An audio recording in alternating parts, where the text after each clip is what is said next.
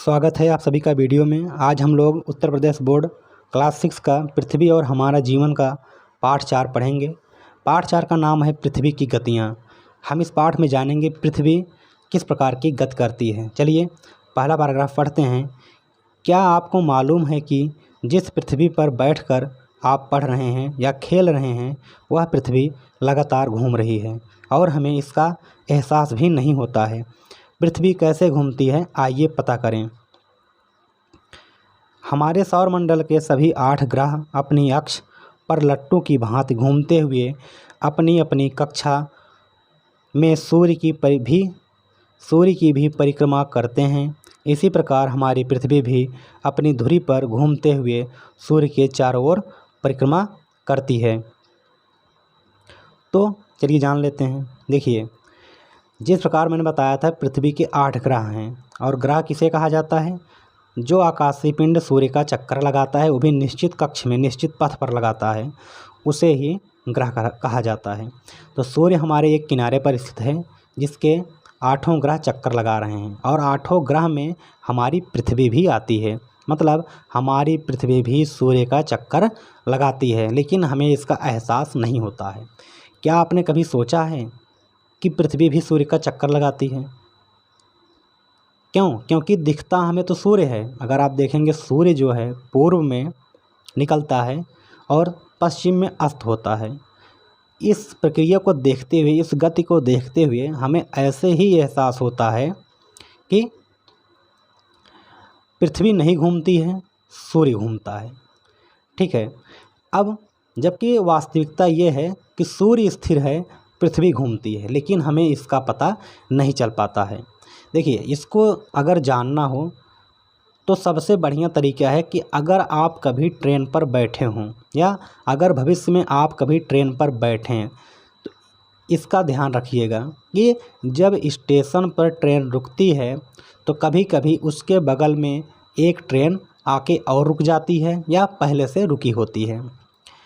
और उसमें क्या होता है, जब आप ट्रेन में बैठे होते हैं और जब सामने वाली ट्रेन मतलब आपके बगल वाली ट्रेन चलना प्रारंभ कर देती है तो आपको लगता है कि हमारी ट्रेन चल रही है, लेकिन जैसे ही वो ट्रेन आगे निकल जाती है आपकी ट्रेन के और जब आप खिड़की से देखते हैं ट्रेन चली गई, तब आपको पता चलता है कि हमारी ट्रेन नहीं चल रही थी, ट्रेन बगल की चल रही थी। देखिए, आपको भ्रम कैसे होता है कि बगल की ट्रेन चल रही है उस समय जब आप ट्रेन से देखेंगे बगल वाली ट्रेन को, लेकिन लगेगा कि बगल वाली ट्रेन नहीं चल रही है, हमारी ट्रेन चल रही है, जबकि वास्तविक रूप में बगल वाली ट्रेन चल रही होती है। लगता आपको है कि हमारी ट्रेन चल रही है।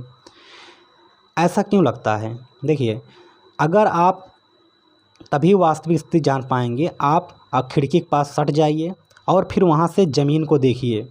जब आप ज़मीन को देखेंगे तब पता चलेगा कि हमारी ट्रेन नहीं, बगल वाली ट्रेन चल रही है। या आप किसी दूर स्थान पर चले जाइए जहाँ से आप दोनों ट्रेनों को एक साथ देख सकें, तब आपको पता चलेगा कि वास्तविक रूप में हमारी ट्रेन नहीं, बगल वाली ट्रेन जा रही थी।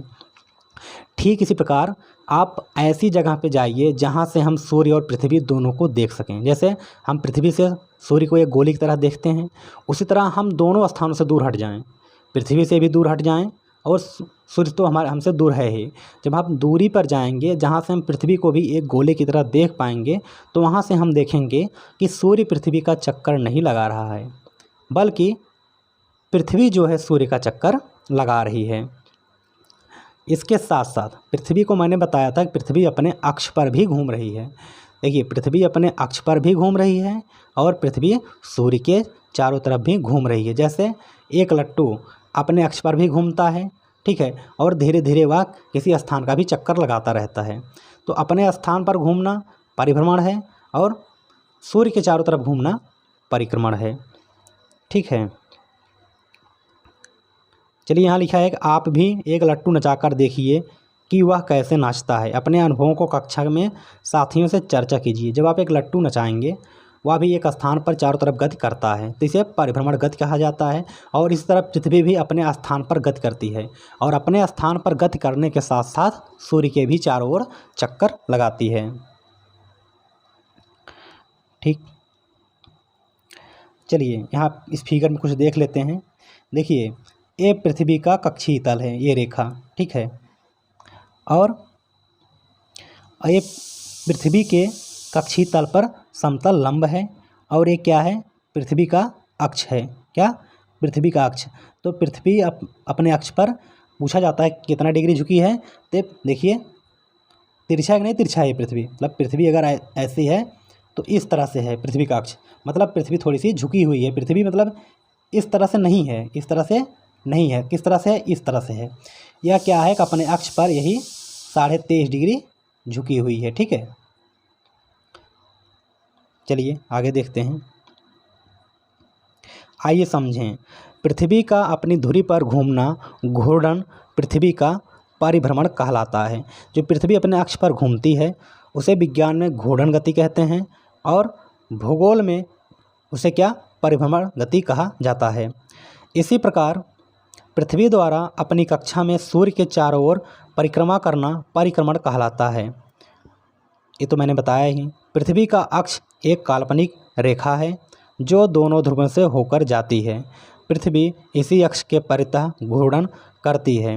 पृथ्वी का अक्ष उसके कक्षा तल पर बने लंब से 23.5 डिग्री झुका है। इसको मैंने खींचकर बताया था।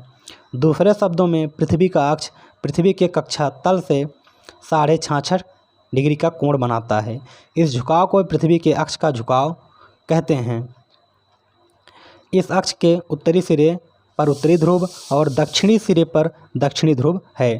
चित्र 4.1 को देखिए। देखिए 4.1 यही था। ठीक है, इस पर मैंने बताया कि एक कक्षीय तल है। एक बार फिर से देख लेते हैं। ये क्या है, कक्षीय तल पर एक समतल लंब है। पृथ्वी का अक्ष क्या है, ये है। ठीक है, क्या है, इस तरह से तिरछा है और पृथ्वी इसके चारों तरफ घूमती है। मान लीजिए एक प्लास्टिक की बॉल लीजिए और उसके आर पार ठीक विपरीत दिशा में छिद्र कर दीजिए और बीच में एक पतली सी राड या पतली छड़ या कोई तार मोटा सा डाल दीजिए। डालने के बाद आप गेंद को घुमाइए। ठीक है, दोनों तरफ ऐसे घुमाएंगे, चाहे इस तरफ से चाहे इस तरफ से घुमाएंगे तो क्या होगा, ये घूमेगा। तो ठीक इस तरह पृथ्वी भी अपने अक्ष पर घूम रहा है, अपने अक्ष पर घूर्णन कर रहा है, जिसको परिभ्रमण गति कहा जाता है। और पृथ्वी अपने अक्ष पर कक्षीय समतल लंब से कितना डिग्री झुका है, 23.5 डिग्री। अगर ये दोनों 23.5 है तो ये क्या होगा, ये 66.5 होगा। ठीक है, क्या होगा, 66.5। तो पृथ्वी अपने कक्षीय तल पर अक्ष से 66.5 डिग्री झुका है, क्योंकि देखिए एक कोण 90 अंश का होगा। क्या, पूरा 90 अंश का। इतना जब 90 अंश का होता है तो इतना कितना है, 23.5। तो ये कितना बचेगा, 66.5। ठीक है, क्योंकि 66.5 में जब आप 23 जोड़ेंगे तो 90 आएगा। ठीक है, तो यही अभी हमने पढ़ा। अब पढ़ते हैं पृथ्वी की दैनिक गति परिभ्रमण। ठीक है, तो पृथ्वी पश्चिम से पूर्व की दिशा में घूमते हुए 24 घंटे में एक घूर्णन पूरा कर लेती है। तो जैसे लट्टू की तरह पृथ्वी अपने अक्ष पर घूम रही है, जो अपने अक्ष पर घूम रही है उसे ही परिभ्रमण कहा जाता है। तो एक चक्कर, जैसे अभी लट्टू जो है कितने सेकंड में एक चक्कर लगाता है, शायद 1-2 सेकंड में एक चक्कर वो पूरा कर लेता है। लेकिन पृथ्वी हमारी बड़ी है, हो सकता है उसकी गति धीमी हो लट्टू से। तो पृथ्वी अपने चारों तरफ एक चक्कर 24 घंटे में लगाती है। ठीक, घूर्णन की इस समय अवधि को एक पृथ्वी दिवस कहते हैं। ठीक है, जो 24 घंटे का समय होता है इसको एक पृथ्वी दिवस कहते हैं। यह पृथ्वी की दैनिक गति है।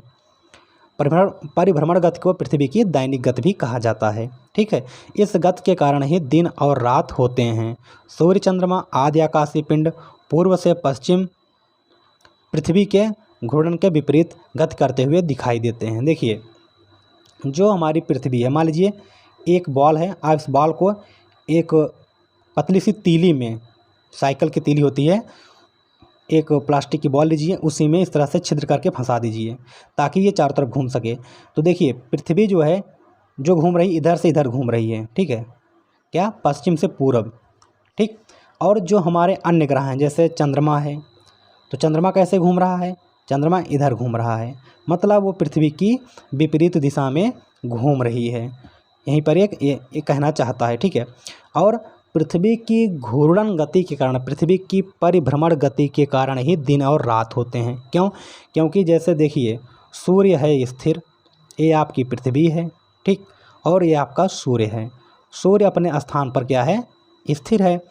तो जब एक घूर्णन गति करती है मतलब इस तरह से घूमती रहती है, तो जो जो भाग पृथ्वी के सामने आता जाता है वहाँ दिन हो जाता है, जो जो भाग पृथ्वी के पीछे चला जाता है वहाँ पे रात होती चली जाती है। तो इसलिए इसको दैनिक गति कहते हैं, परिभ्रमण गति कहते हैं, और परिभ्रमण गति के कारण ही पृथ्वी पर दिन और रात होते हैं। चलिए अगला पारा पढ़ते हैं। पृथ्वी सूर्य से प्रकाश एवं ऊष्मा प्राप्त करती है। पृथ्वी का आकार लगभग गोल है, इसलिए एक समय में इसके आधे भाग में ही सूर्य का प्रकाश पड़ता है। सूर्य की ओर वाले भाग में दिन होता है, सूर्य के विपरीत वाले भाग में रात होती है। पृथ्वी ग्लोब पर जो वृत्त दिन या रात को विभाजित करता है उसे प्रकाश वृत्त या प्रदीप्त वृत्त कहा जाता है। तो मैंने बताया कि जो सूर्य के आगे का भाग होगा, ठीक है, या सूर्य है, तो पृथ्वी अभी जो प्रकाशमान है उसको क्या कहा जाता है, प्रकाश वृत्त कहा जाता है। जितना भाग प्रकाशमान होगा जिस समय के लिए उसे प्रकाश वृत्त या प्रदीप्त वृत्त कहा जाएगा। ठीक, पृथ्वी की धुरी देख लेते हैं। यही तो था, मैंने बताया था ना कि एक गोला लीजिए, एक गेंद लीजिए प्लास्टिक की, ऐसे एक तीली फंसा दीजिए, देखिए इसे फंसाया गया है। तो क्योंकि पृथ्वी का आकार हमारा कुछ ऐसा ही है, और एक क्या है, इसका अक्ष है, ठीक है, इसी अक्ष पर क्या करता है, पृथ्वी घूमती है। आइए करके देखें। पृथ्वी के प्रतिरूप ग्लोब के सामने खड़े होकर उसे बाएं से दाएं घुमाएं। इस प्रकार ग्लोब पश्चिम दिशा से पूर्व दिशा की ओर गति करेगा। ठीक है, अगर ग्लोब को आप बाएं से दाएं घुमाएंगे तो आप पश्चिम से पूर्व की तरफ गति करेगा। हमारी पृथ्वी भी इसी प्रकार घूर्णन करती है। इस कारण सूर्य चंद्रमा आज इसके विपरीत पूर्व से पश्चिम दिशा में गति करते हुए दिखाई देते हैं। ठीक है, पृथ्वी हमारी जिस दिशा में गति करती है, सूर्य और चंद्रमा उसके विपरीत गति करते हैं। पृथ्वी की घूर्णन गति के कारण क्या क्या होता है, क्रमशः दिन और रात होते हैं। मैंने बताया जब पृथ्वी घूमती है, जो भाग सूर्य के सामने जाता है वहाँ पे दिन होता है, जो भाग सूर्य के पीछे रहता है या पीछे पड़ जाता है, जहाँ सूर्य का प्रकाश नहीं पड़ता है, तो वहाँ रात होती है। अगला पॉइंट है, सूर्य चंद्रमा आदि आकाशीय पिंड पूर्व दिशा से पश्चिम दिशा की ओर गति करते हैं, जबकि पृथ्वी क्या है, पश्चिम से पूर्व गति करती है। ठीक है, इस तरह की गति क्या कौन करेगा, पृथ्वी करेगी। और अगर सूर्य और चंद्रमा है मान लीजिए ये, तो ये गति किस तरफ करेंगे, एक गति जो है इस तरफ करते हैं, उल्टा। ठीक है, आगे देखते हैं पृथ्वी की वार्षिक गति परिक्रमण। ठीक है, परिक्रमण मतलब सूर्य के चारों तरफ घूमना। तो पृथ्वी अपनी धुरी पर घूमने के साथ साथ दीर्घ वृत्ताकार कक्ष में सूर्य के चारों ओर परिक्रमा भी करती है। यह 365 सही 1/4 दिन अथवा 365 दिन 6 घंटे में सूर्य की एक परिक्रमा पूरा करती है। यह पृथ्वी की परिक्रमण गति कहलाती है। यह पृथ्वी की वार्षिक गति है। सामान्यतः एक वर्ष में 365 दिन होते हैं। प्रत्येक वर्ष के अतिरिक्त 6 घंटे हर चौथे वर्ष में एक अतिरिक्त दिन 24 घंटा के रूप में जोड़ दिया जाता है, इसलिए यह चौथा वर्ष 366 दिन का होता है। इसे अधिवर्ष कहते हैं। अधिवर्ष में फरवरी माह में 28 दिन के बजाय 29 दिन होता है। देखिए, जो पृथ्वी की परिभ्रमण गति है वो दैनिक गति है, उसके कारण दिन और रात होता है। लेकिन जब पृथ्वी सूर्य का चक्कर लगाती है, तो जब पृथ्वी सूर्य का एक चक्कर लगाती है तो समझिए वह एक वर्ष का समय हो गया। और एक वर्ष में माना गया है कि 365 दिन और, ठीक है, 365 दिन और 6 घंटे, 6 आवर, ठीक है, 6 घंटे होते हैं। अब एक साल में अगर 365 दिन 6 घंटे होते हैं, ठीक, तो अब 6 घंटे का कैलेंडर कैसे बनाया जाए, क्योंकि एक दिन में तो 24 घंटे होते हैं। अब ऐसा तो है नहीं कि जो साल का अंतिम दिन होगा उसके शुरू के 6 घंटे कोई दूसरी तारीख होगी, कोई दूसरा दिन होगा, और शेष के 18 घंटे कोई दूसरा दिन, कोई दूसरी तारीख होगी। ऐसे करने में क्या होता था, कैलेंडर का निर्धारण नहीं हो पाया। तो कैलेंडर की त्रुटियों को दूर करने के लिए हमने 6 घंटे को काट दिया, 6 घंटे को काट दिया। हम 365 दिन को ही एक साल मानने लगे और 365 दिन का कैलेंडर बनाया जाने लगा। तो उसमें क्या था, फरवरी 28 दिन की होती थी। अब लेकिन 6 घंटे अगर आप 4 बार जोड़ेंगे 24 घंटे आ जाता है। कितना, 24 घंटे आ जाता है, और 24 घंटे का एक दिन बनता है। तो 6 घंटे हर साल से काटा गया और चौथे साल में जोड़ दिया गया। चौथे साल में जब जोड़ा गया 24 घंटे बन गया, और 24 घंटे मतलब एक दिन होता है। तो इसको हर चौथे वर्ष जो है फरवरी 29 दिन की हो जाती है, 28 के बजाय 29 दिन की। तो एक दिन वही उसमें जोड़ दिया जाता है। ठीक है, और पृथ्वी जो सूर्य का चक्कर लगाती है इसको परिक्रमण गति कहते हैं। और यह चक्कर 365 दिन 6 घंटे में लगाती है और इस गति को वार्षिक गति भी कहते हैं। ठीक, और जिस महीने में फरवरी 28 के बजाय 29 दिन की होती है उसे लीप ईयर कहा जाता है। चलिए आगे पढ़ते हैं। हमें कभी गर्मी लगती है तथा कूलर एवं पंखे का सहारा लेना पड़ता है और कभी भीषण ठंड में आग तापनी पड़ती है। कभी दिन सुहावने होते हैं तो कभी वर्षा से बचाव के लिए छतरी का प्रयोग करना पड़ता है। ऐसा क्यों होता है, आइए पता करें। शिक्षक ग्लोब की सहायता से बच्चों में पृथ्वी के घूर्णन के प्रभाव की समझ बताएं। देखिए, मान लीजिए ये है आपका ग्लोब। ग्लोब मतलब पृथ्वी का प्रतिरूप। ठीक है, ये ग्लोब है, यहाँ पे सूर्य है। ठीक, तो ये ज़रूरी नहीं है कि पृथ्वी का आधा भाग जो सूर्य के सामने है सब जगह पृथ्वी का समान प्रकाश पड़े। ठीक, पृथ्वी का समान प्रकाश पड़े यह संभव नहीं है। तो पृथ्वी के ठीक सामने जो भाग होता है वहाँ पे बहुत ही ज़्यादा गर्मी होती है। ठीक, जहाँ सूर्य की सीधी किरणें पड़ती हैं वहाँ क्या होता है, बहुत गर्मी होती है। और जहाँ सूर्य की तिरछी किरणें पड़ती हैं, जहाँ सूर्य की कम किरणें पहुँच पाती हैं वहाँ ठंडी होती है। और जब नमी युक्त वायु गर्म होकर, ठीक है, जब नमी युक्त वायु गर्म होकर ऊपर उठती है तो जब ऊपर उठती चली जाती है तो संघनन के फलस्वरूप वहाँ पर भीषण वर्षा होती है। ठीक, तो चलिए इसको पढ़ लेते हैं थोड़ा सा। पृथ्वी सूर्य के चारों ओर दीर्घ वृत्ताकार पथ पर परिक्रमा करती है। तो मान लीजिए ये सूर्य है, ठीक, पृथ्वी चक्कर लगा रही है, तो उसका पथ कैसा होगा, उसका पथ कैसा होगा, तो इसका पथ कुछ इस तरह से है। ठीक है, इस आकार को क्या कहा जाता है, दीर्घ वृत्ताकार। तो दीर्घ वृत्त आप इंटर की मैथमेटिक्स में पढ़ेंगे डिटेल में, दीर्घ वृत्त परवलय। ठीक है, तो ये पथ जो है गोल नहीं है, दीर्घ वृत्ताकार है। तो इस पथ पर जो है पृथ्वी सूर्य का चक्कर लगाती है। पृथ्वी के अपने अक्ष पर 23.5 अंश झुके होने और सूर्य के चारों ओर चक्कर लगाने के कारण ऋतु परिवर्तन होता है। तो ऋतु परिवर्तन क्यों होता है, मतलब कभी वर्षा, कभी ठंडी, कभी गर्मी। तो पृथ्वी अपने अक्ष पर 23.5 डिग्री झुकी है और सूर्य के चारों ओर चक्कर लगाती है।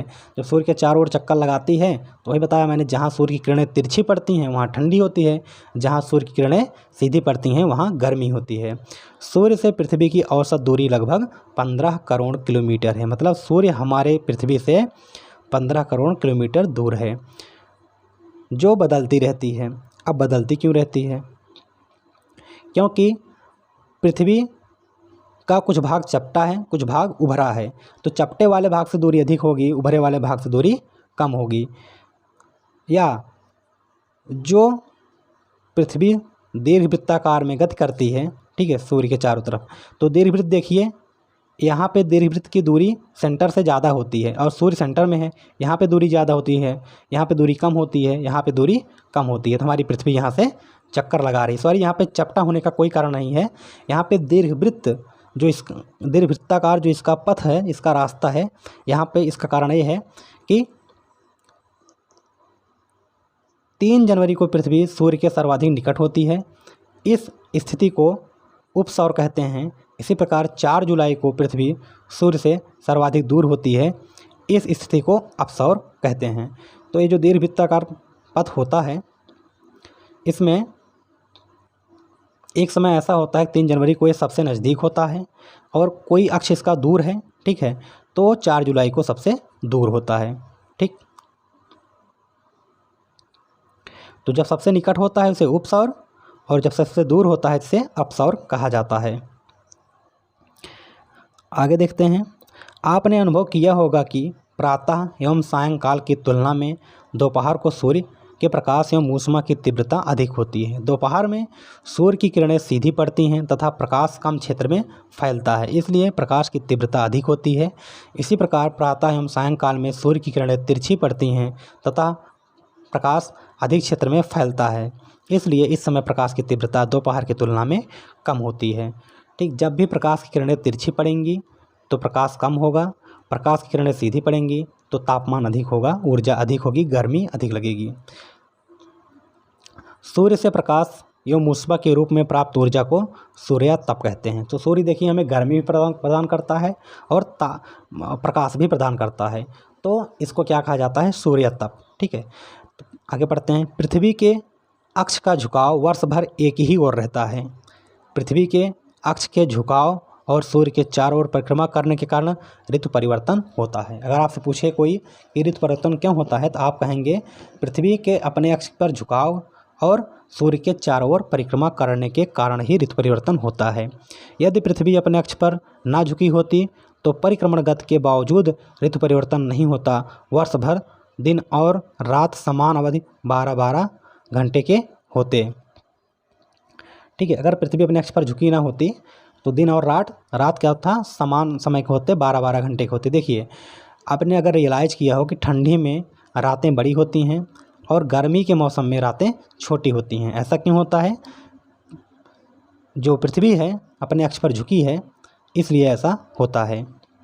आइए करके सीखें।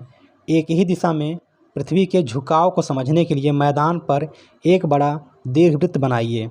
छड़ी में लगा हुआ एक झंडा लीजिए। दीर्घवृत्त वाली रेखा पर कहीं भी खड़े हो जाइए। वहाँ से दूर स्थित किसी पेड़ के सबसे ऊपरी हिस्से के किसी बिंदु को झंडे से दिखाइए। झंडे को उसी स्थिर बिंदु की तरफ देखते हुए दीर्घ वृत्ताकार पथ पर चलिए। आप देखेंगे कि झंडा हमेशा एक ही स्थिति में झुका रहता है। ठीक इसी प्रकार पृथ्वी का अक्ष हमेशा एक ही स्थिति में झुका हुआ रहता है। तो इसमें कह रहा है कि एक दीर्घवृत्त का कार जो है आप पथ बनाइए इस तरह से। ठीक है, आप यहाँ पे एक व्यक्ति को खड़ा कर दीजिए जो एक झंडा लिए रहे। ठीक है, एक झंडा लिए रहे और इस झंडे से एक दूर स्थित किसी बड़े पेड़ को दिखाइए। जैसे कोई पूछे वो वाला पेड़ कहाँ है, आप उस झंडे से दिखाइए कि ये वाला पेड़ वहाँ पे है और उसी पेड़ को दिखाते हुए आप इस पथ पर चलिए। किस पथ पर? इस पथ पर।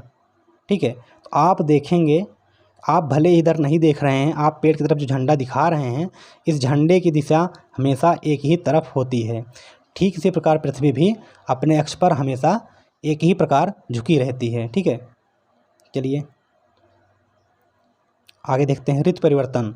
पृथ्वी के अपने अक्ष पर 23.5 डिग्री झुकी होने के कारण वर्ष भर सूर्य कर्क रेखा और मकर रेखा के मध्य गति करता प्रतीत होता है। अर्थात यह वर्ष के 6 माह उत्तरी गोलार्ध में और 6 माह दक्षिणी गोलार्ध में अधिक सूर्यातप प्रदान करता है। ठीक है, चित्र 4.5 को ध्यान से देखिए। अभी देखेंगे 21 जून को सूर्य कर्क रेखा पर सीधा चमकता है। इस स्थिति को सूर्य का उत्तरायण होना या ग्रीष्म संक्रांति कहते हैं। इस समय कर्क रेखा पर सर्वाधिक सूर्यताप प्राप्त होता है। उत्तरी गोलार्ध में आर्कटिक वृत्त के ऊपर पूरे भाग में दिन होता है। इसी प्रकार दक्षिणी गोलार्ध में अंटार्कटिक वृत्त के दक्षिण पूरे भाग में रात होती है। इस समय उसकी गोलार्ध में ग्रीष्म ऋतु तथा दक्षिणी गोलार्ध में शीत ऋतु होती है। चलिए इस फिगर को देखते हैं। जिस दीर्घ वृत्ताकार पथ पर पृथ्वी सूर्य का चक्कर लगाती है, तो सूर्य का चक्कर लगाने से जो ऋतु परिवर्तन होता है, जो मौसम का परिवर्तन होता है, उसको यहाँ पे देखते हैं। ये पृथ्वी है। ठीक, क्या है? पृथ्वी है और इसका जो इस तरह से लाइन खींची गई है वो पृथ्वी का अक्ष है और पृथ्वी ऐसे 23.5 डिग्री यहाँ से झुकी हुई है, तो यही इसका ये झुकाव प्रदर्शित कर रहा है। तो चलिए देखते हैं ये स्थिति क्या है। यहाँ पे देखिए सूर्य का उत्तरी गोलार्ध जो है, देखिए यही उत्तरी गोलार्ध होगा। ठीक है, तो सूर्य का उत्तरी गोलार्ध का अधिकतम भाग क्या है? सूर्य के सामने है। और देखिए जो नीले रंग का है, जो एक आसमानी रंग का है, जो एक नीले रंग का है। देखिए ये वाला भाग, दोनों भाग देखिए। तो इस भाग में आप देखिए दक्षिणी गोलार्ध में क्या है कि एक का जो है ज़्यादा भाग, उत्तरी गोलार्ध का ज़्यादा भाग जो है सूर्य के सामने है। ठीक है, तो जो भाग सूर्य के सामने अधिक होगा वहाँ पे ग्रीष्म ऋतु होगी। और यहाँ पे देखते हैं ये जो आधा भाग ऐसे किया गया है, थोड़ा सा साफ साफ दिखा देते हैं। देखिए इधर ये आधी रेखा खींची गई है, तो ये जो भाग है इतने ही भाग पर सूर्य का प्रकाश पड़ रहा है।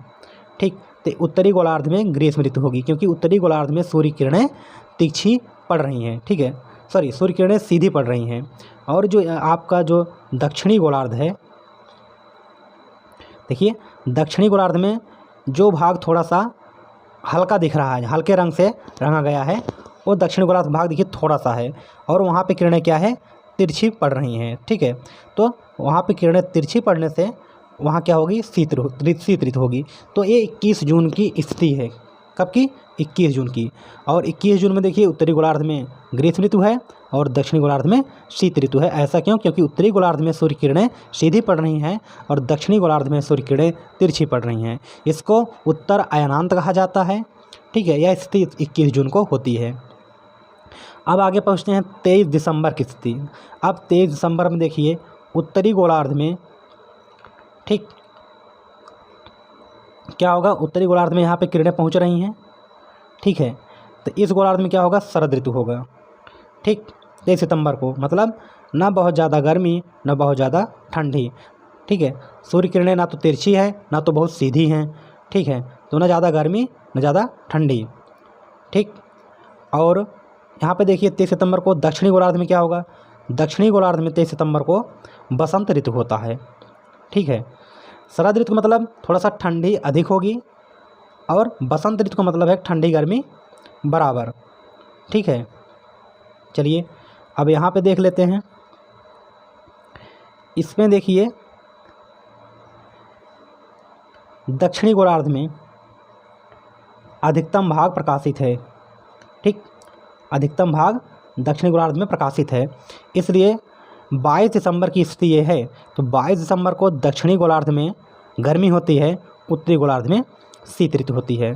ठीक, 21 मार्च को देखिए दक्षिणी गोलार्ध में शरद ऋतु है और उत्तरी गोलार्ध में क्या है, बसंत ऋतु है। तो शरद ऋतु और बसंत ऋतु का मौसम लगभग एक जैसा होता है, बस जब बसंत ऋतु से अपने यहाँ होती है तो वो क्या होता है, मार्च में होता है।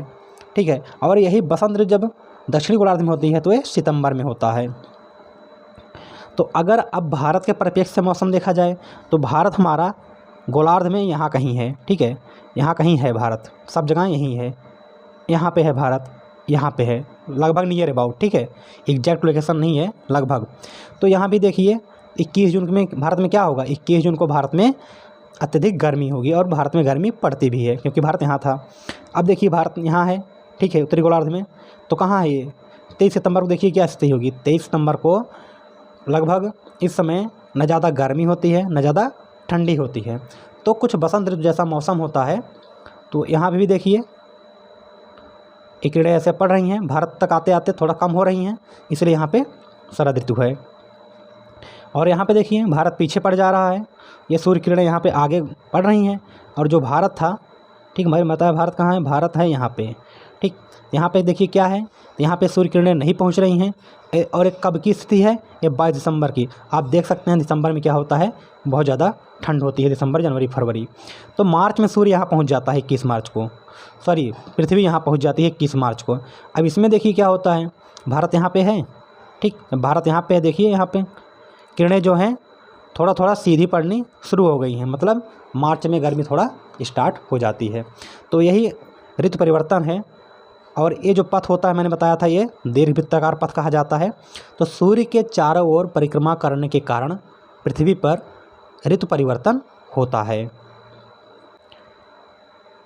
चलिए हम लोग पाठ में वापस आ गए, तो इस फिगर को मैंने जान लिया। चलिए इसके आगे पढ़ते हैं।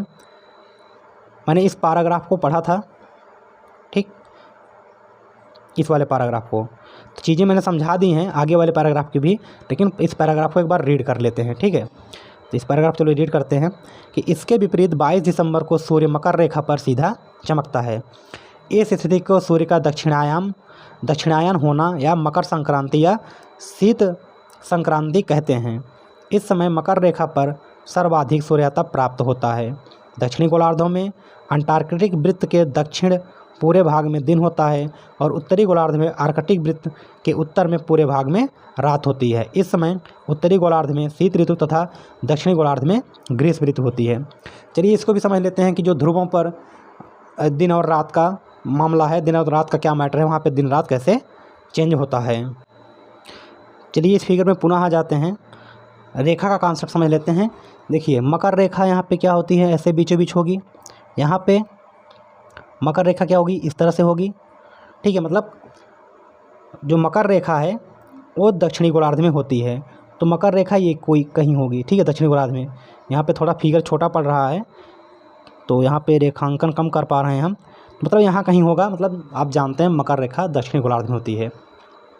और आप इस पोजीशन पर देख सकते हैं कि दक्षिणी गोलार्ध का ज़्यादा से ज़्यादा हिस्सा क्या है, यहाँ पे प्रकाशमय है।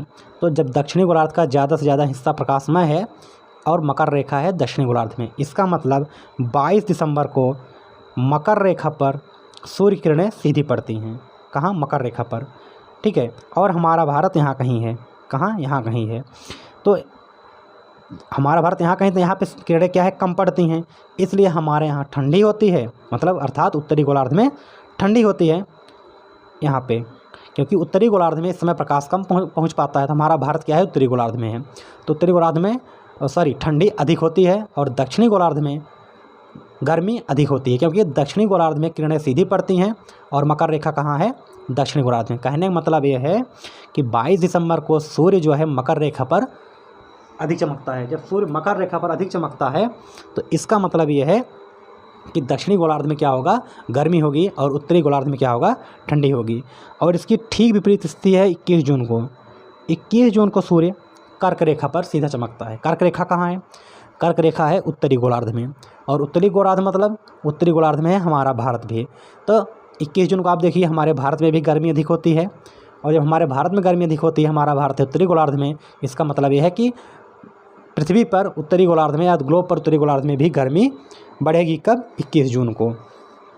ठीक है, तो यही ये रेखाओं का मैटर था कि कब कर्क रेखा पर ज़्यादा प्रकाश पड़ता है, कब मकर रेखा पर। तो आप कहेंगे 21 जून को जो है कर्क रेखा पर सूर्य का प्रकाश सीधा पड़ता है, और 22 दिसंबर को मकर रेखा पर सूर्य का प्रकाश सीधा पड़ता है। ठीक, चलिए यहाँ पे एक चीज़ और देख लेते हैं। 22 दिसंबर की जो स्थिति है ये क्या, कि मकर रेखा पर सूर्य किरणें सीधी पड़ती हैं। जब मकर रेखा पर सूर्य किरणें सीधी पड़ती हैं तो इस स्थिति को मकर संक्रांति अथवा शीत संक्रांति कहा जाता है। और इस समय आप देख लीजिए जो डार्क रंग से रंगा है, अर्थात यहाँ पर क्या है, सूर्य का प्रकाश नहीं पहुँच पा रहा है। देखिए, तो सूर्य का प्रकाश अगर यहाँ पे नहीं पहुँच पा रहा है तो इसका मतलब क्या है, ये कौन सा ध्रुव है, उत्तरी ध्रुव।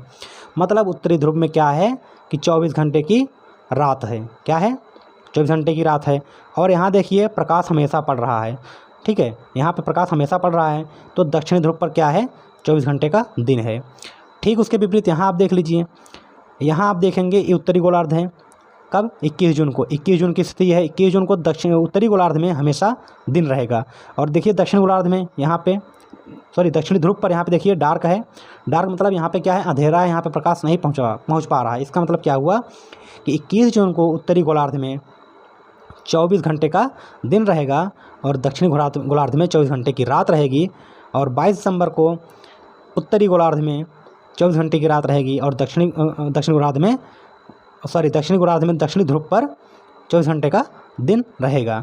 ठीक है, चलिए आगे देखते हैं कि 21 मार्च और 23 सितंबर को सूर्य भूमध्य रेखा विषुवत वृत्त पर सीधा चमकता है। इस समय ना तो उत्तरी ध्रुव और ना ही दक्षिणी ध्रुव सूर्य की ओर झुका होता है।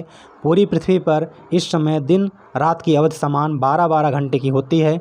विषुवत रेखा पर सर्वाधिक सूर्यातप प्राप्त होता है। इन तिथियों को विषुव कहते हैं। 21 मार्च को वसंत विषुव होता है। उत्तरी गोलार्ध में बसंत ऋतु एवं दक्षिणी गोलार्ध में शरद ऋतु होती है। इसी प्रकार 23 सितंबर को शिशिर विषुव होता है। उत्तरी गोलार्ध में शरद ऋतु एवं दक्षिणी गोलार्ध में बसंत ऋतु होता है। तो चलिए 21 मार्च और 23 सितंबर की कंडीशन देख लेते हैं। इसमें देखते हैं भूमध्य रेखा कहाँ होती है। भूमध्य रेखा ऐसे बीचों बीच होती है किसके, ग्लोब के। ठीक है, यहाँ भी ग्लोब के बीचों बीच होगी। तो इस पे क्या होता है, इस समय ऐसा 21 मार्च और 23 सितंबर को भूमध्य रेखा पर सूर्य की किरणें सीधी पड़ती हैं। किस पर, भूमध्य रेखा पर। अर्थात सूर्य किरणें ना तो उत्तरी गोलार्ध में ज़्यादा पड़ती हैं ना तो दक्षिणी गोलार्ध में। जब सूर्य किरणें ना तो उत्तरी गोलार्ध में ज़्यादा पड़ती हैं ना तो दक्षिणी गोलार्ध में, तो उस समय पृथ्वी पर क्या होता है, शरद विषुव होता है या शरद ऋतु होती है। मतलब ना ज़्यादा गर्मी ना ज़्यादा ठंडी। और जब सूर्य किरणें भूमध्य रेखा पर सीधी पड़ती हैं तो प्रकाश भी ना तो कम पड़ता है किसी तरफ, ना किसी तरफ ज़्यादा पड़ता है। जब प्रकाश भी कम ज़्यादा नहीं पड़ता है तो वहाँ पर दिन और रात बराबर होते हैं। मतलब 21 मार्च को और 23 सितंबर को दिन और रात बराबर होते हैं 12-12 घंटे की, ठीक है।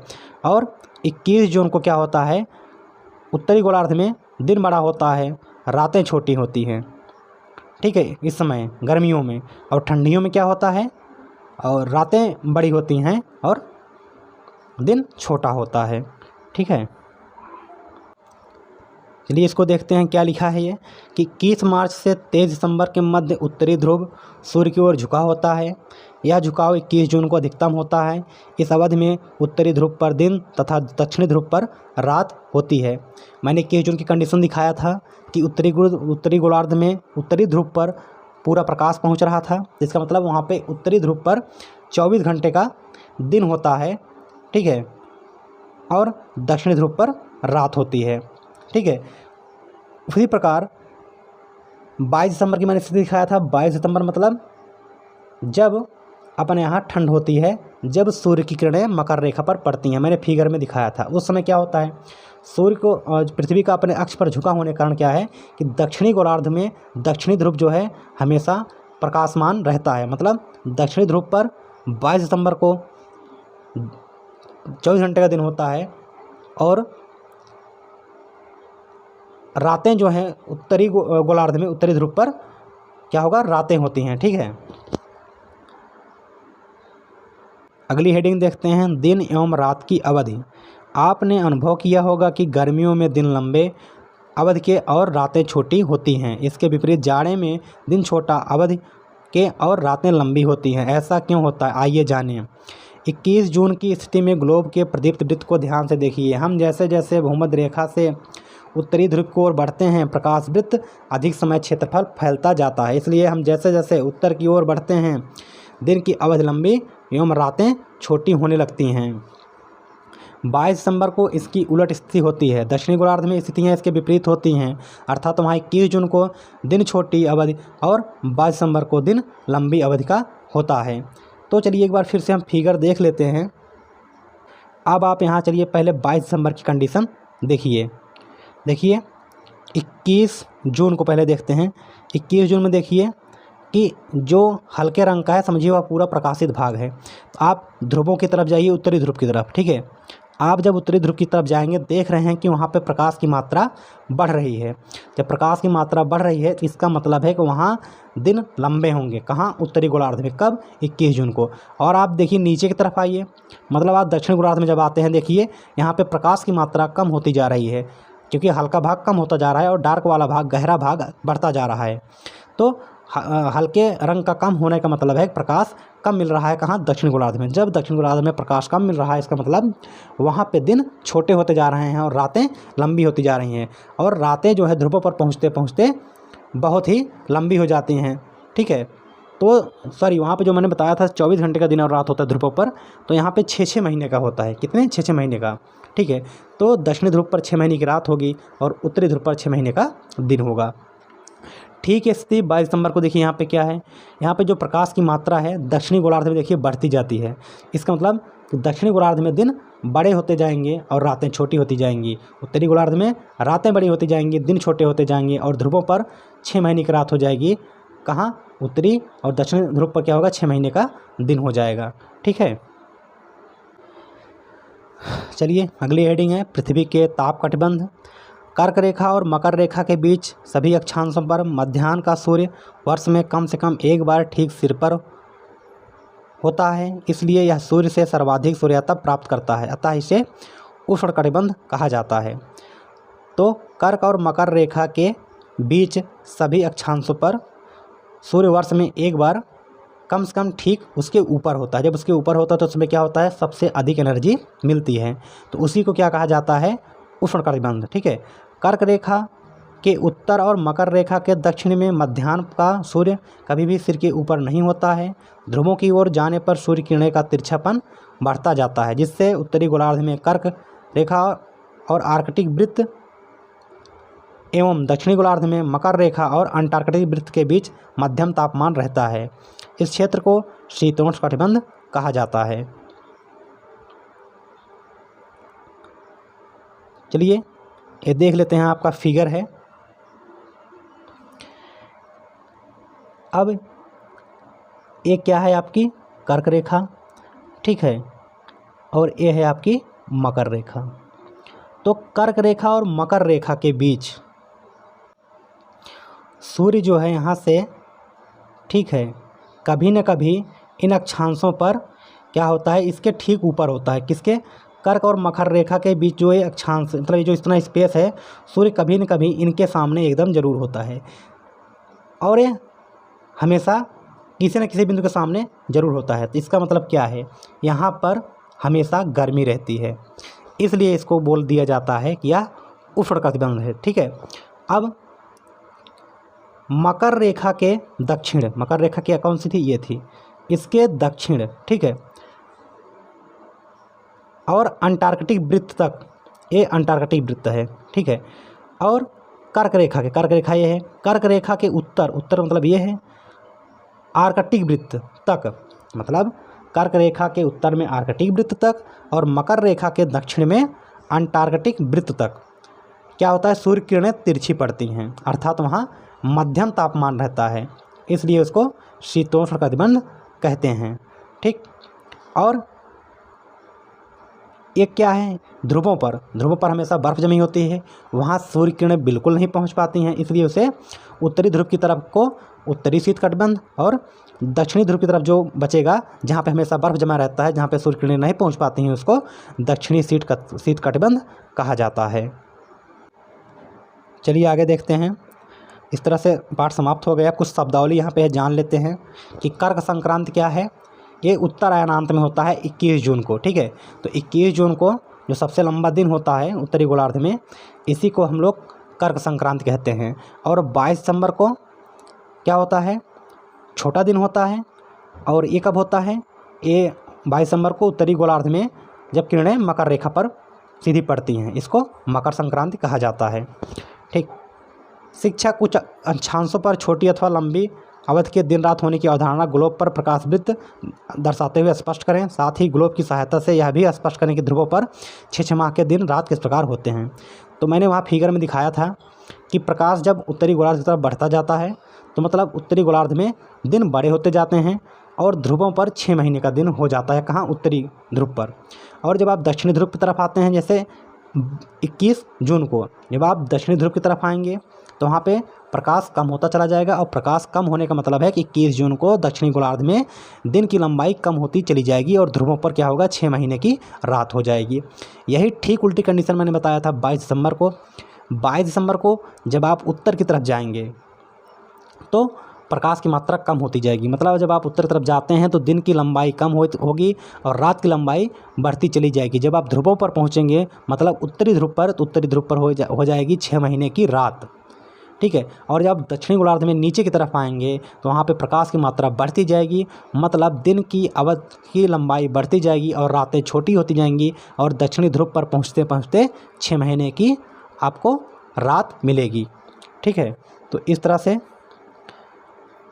मकर संक्रांति मैंने वही बता ही दिया। और विषुव किसे कहा जाता है, 21 मार्च और 23 सितंबर की जो कंडीशन होती है सूर्य की ना, जहाँ भूमध्य रेखा पर किरणें सीधी पड़ती हैं, कहाँ पर, भूमध्य रेखा पर, तो ना ज़्यादा गर्मी होती है ना ज़्यादा ठंडी होती है, तो उस कंडीशन को विषुव कहा जाता है, ठीक है। और वहाँ पे दिन रात बराबर होते हैं, मतलब दिन भी 12 घंटे का, रात भी 12 घंटे की। इस प्रकार से पाठ आपका समाप्त होता है, ठीक है। अगले वीडियो में क्वेश्चन आंसर कराया जाएगा। अगर वीडियो अच्छा लगता हो तो चैनल को सब्सक्राइब जरूर कर दीजिएगा। Thank you.